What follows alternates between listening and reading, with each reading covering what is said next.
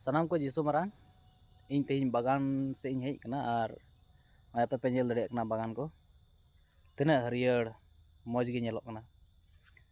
ना बागान हरियर से मौज गे नेलोग का रे आयमा ढेर कारण मेना और ना कारण को दो कना नवा बागान को जतने कना ठीक समय रे दाग को लगावे कना ठीक समय रे मारे सार को लगावे कना और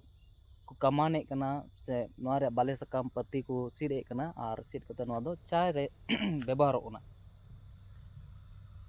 एना ने नुका तीन पारम चला कान थाय कना उन जिके नेल के को आडी ढेर होड़ नवारे को सार को लगावे कान थाय कना नोय चलका नवा टाइम रे आयमा लकाना कमी को मेनाते नवा लांदाए कान लका नेलो कना ठीक उनका गे अबुआ जीवन हो आत्मिक जीवन हरियर गे नेलो रिया कारण हो जरूर ना और ओना कारण दो कना प्रभु ईश्वर बाबा और ने कते उनिया सस्तो रे कथा सोनत आत्मा सस्तो रे कथा अब जाओगी सार दा और ने कते कमान रे कमी कना अना सस्तो रे कथा जुदि अब जीवन रे कमी बुन कमी चुआई खान तबे अब जीवन रे नय चलका नेलो कान हरियर गी ओंका गे अब जीवन हो बनाव रकाबो तबुना नुआ जुदी बांग जतन लेखाय नुआ रे गजाड़ को थोड़ा दिन लहा नुआ बागान गी बंदो गी ताहे कानते बको जतने कान ताहे कना आयमा ढेर दारी गojna और आयमा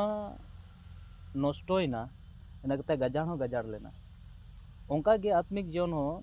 न बागान सगे इन थोड़ा इन तुलने कान तबुना जेमन अबु बुन बुझाव दड़िया जदि अबु हो बाइबल बाबुन पढ़ा खाय से बाबुन कोय जों खान से कथा को बाबुन आंजम खाय ईश्वर संगे जोड़ाव बन तहन खाय अबु जीवन हो ओंका गे बड़ी दड़िया तबे नवा कथा ते इन नवा बुझे चिंग गोटाय कान तबुना अबु जुदी अबु जीवन हरियर गे बुन बनाव रकाब चई खान तबे अबु हो सस्तर संगे जोड़ाव काय तहन जरूर तबुना ईश्वर बाबा रे जमाड़ काय तहन जरूर तबुना